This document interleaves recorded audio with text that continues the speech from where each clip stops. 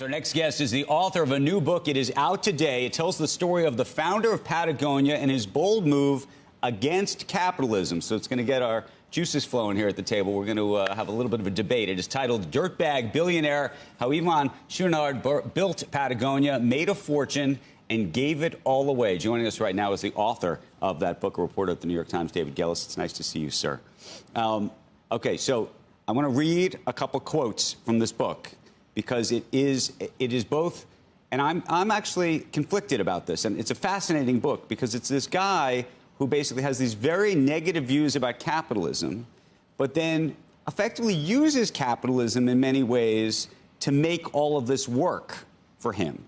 So he says a couple things. At one point, he talks about his children believing that billionaires represent a policy failure.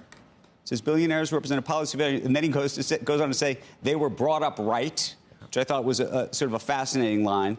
And then for those folks who are playing at home who watch Squawk Box, he has a comment about the market that I wanted to read. He says, "I don't respect the stock market at all. Once you're public, you've lost control over the company, and you have to maximize profits for the shareholder. You lose all control, and then you become one of those irresponsible companies." Okay. So, but here's this company that made all of this money, gave him an opportunity to give it away. But the indictment of capitalism, to me, it seems like a double-edged sword here. What do you think? It is, and it's a paradox, and he's a contradiction. And that's what made this such a fascinating story. I mean, it's important to know, though, that Yvon Chouinard is a capitalist, a reluctant one at that, and Patagonia is a for-profit company. I think what distinguishes the company and his life from so many other entrepreneurs is the way he ran that company and what he ultimately chose to do with those profits, though. So, okay, but the idea that he's a reluctant capitalist, that's the thing. So but he likes to say that he's not a capitalist. He seems to kind of hate capitalism. Well, he does hate capitalism, but he never denied being one. And this was part of his long journey of sort of coming to terms with a life that, frankly, he never pursued. He didn't set out to build a company. He didn't set out to be an entrepreneur. It was this accidental turn to business very early in his career that suddenly he sort of had a inventory and a sales. And all of a sudden, he had to learn how to manage this business on the fly. He never graduated from college, Andrew. Right. But the idea that he would almost embrace capitalism. He wasn't giving this stuff away. He was making a profit on it. You know, he ran the company differently. But it is an embrace of capitalism to some extent to think you may not love the system, but it's probably better than anything else out there, which is something Warren Buffett says all the time. That's right. It's the one we're stuck with. And in fact, he now says, you know, we're in business to save the home planet. That's sort of their slogan. But the first part of that sentence, he's quick to acknowledge, is we're in business. And one of the things I discovered in the reporting of this book is that he was a hard-driving executive over the years. There were many times when profit margins started to slip, and he went hard on his team. Well, so that's what I want to demanding. Right, so that's what I want to understand. 10% margins. So, look, the book it's a fascinating journey to watch a guy who, as you say, well, as you wrote, starts accidentally, as all things seem to, but then he does take advantage of the moment and embrace the idea of capitalism, except he then the entire time is sort of disparaging it. And I'm so curious how you, as you're watching this man and talking to him as long as you did, sort of square that circle inside his mind, and how much of it you think is a genuine feeling, which I don't disbelieve it's not genuine, but how much of you think is also a bit of a marketing veneer, because it also is a sort of, for a certain set, maybe not some of the folks who are watching this broadcast, an attractive argument.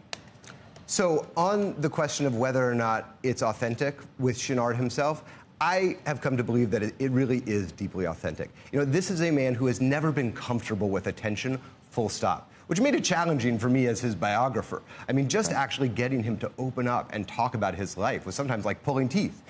As for whether it's a marketing device the company leans on, this is something it's gone back and forth on for decades now. Remember, it was a decade ago that Patagonia ran that famous ad in the New York Times, "Don't buy this jacket." They got called out for being hypocritical of that, because how can you say, "Don't buy this jacket," when you're trying to sell the damn jacket? Okay, so at the bitter end of this book, he effectively gives not just all of his money away, but gives the company away. But in the context of doing that, he comes up with this very sort of unique structure to do it. And as we were talking about during the commercial break, part of it gets turned into this sort of 501c4, not 3. Correct. David, people went crazy. I mean, Where the criticism right. of it is where he's going to use that money not just for not-for-profit purposes, if you will, but for political unregulated purposes. dark money type purposes since 501. I mean, if you wanted to do it strictly the way that you would think it would have been a 501c3, right? But it's so important to note, Chouinard has been a sort of hardcore environmental activist for decades now. Back in 1973, he started funding frontline grassroots activists. But David, could that mean he makes huge contributions from the 501c4 to a political candidate who expresses support for? Totally. So then it's just another dark money sort of way of influencing whatever he thinks is good for the world, which... That's right. And, and he's we all very have different clear. ideas. We all have But different that's why ideas.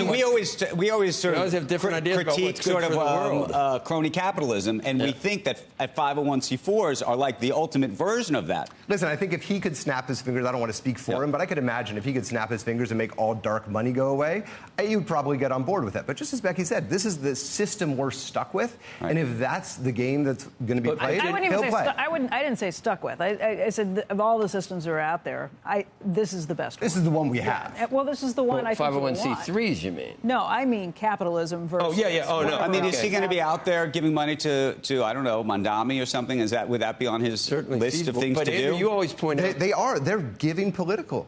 Right. I mean, when that first tranche of $50 million or so left the company and went into those 501c4s, some of that money went into and they would have political groups. they would have owed billions in estate taxes and gift or whatever you want to cut. And instead, it's 17 million, so they get to maintain control. They don't own the company anymore, but they do get to maintain control. Are you okay with a 501c3? I mean, 501c3. I'm unlike Andrew. I think I don't want the government deciding to do what it wants. Unlike me. Right. But you always say, why should these billionaires get to self-direct? You know, it hurts. It certainly because hurts. all the rest of us taxpayers are subsidizing their pet projects. Which could be good or bad. Are you opposed to charitable spending? This is going so far, Phil. Yeah. You know my view. I think there should be a limit on an annual basis, a high limit. The first $10 million you want to give away, go with God. It's fine. After that, I actually think it should be taxed to some degree, meaning especially for folks who are giving away shares that never get taxed, because this is another example of a business and an American enterprise that will never effectively be taxed in any way, shape, or form. The company is taxed. The company is still a for-profit company in California. Right. No, I'm saying the value that was created. The value was created never will. Okay, so here's the next question. Now that this has all happened, since you broke that story now several years ago, you've written this book, is Patagonia as successful today as it was as a not-for-profit, if you will, in this construct, as it was before? Meaning, is the profit incentive or whatever has changed in all of this changed the way the business is succeeding or not? This is one of the things that keeps the current CEO and even Chouinard himself, even though he's long removed from day-to-day operations, up at night. The board, the management are really keenly aware that without those traditional incentives, they still pay people fine, but if you go to work at Patagonia, you know you're never going to get equity. You're never going to see that upside that you would at a private company that might one day go public or be acquired, or at a public company, and that is a concern. There have been times over the years when Patagonia innovation has stalled. There has been times when they've sort of lost a step to competitors, and there's a real concern that in this new environment, that might happen again. Okay, so here's a different question for you. So when you decided to title the book Dirtbag, Billionaire, I assume you told him at some point that this was going to be the title? Only after it was done. And what was his reaction to that title? Did he love that or hate that? He loved the fact that Dirtbag was in the title. He hated the fact that the word billionaire was there. And he was trying to get himself off Really? That's the word that bothered him more? Correct. So, David, we've seen a backlash against, and you point out DEI, ESG, all these things. The only thing I'd say, if it's a public company and shareholders are obviously put their money at risk to try to get a return, to try to do, quote, unquote, good, you could go to the country and half the country would say, here are the good things I think you should do. The other half of the country would say, those are the worst effing things I've ever heard that you're trying to do. So you're trying to satisfy all your shareholders. And it's almost impossible to do good when it's such a nebulous term. I'm sure I have probably a totally different idea of what doing good means. And so why even try and get involved? Well, and I reference Bud Light and Target and Disney and Nike, and it's never worked for shareholders. But Patagonia has never sort of followed the winds on whatever the latest No, ESG, I know, but just in terms of DEI DEI and ESG, do you see how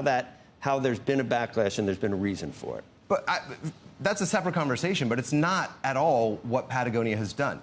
The thing that's so remarkable in this book is 50 years of consistency. Starting in the 1970s, Chouinard made it very clear what he cared about. He cared about protecting public lands. He cared about funding environmental grassroots activists who were working to protect public lands. And that was sort of about it. He tried to clean up his supply chain, clean up the food system.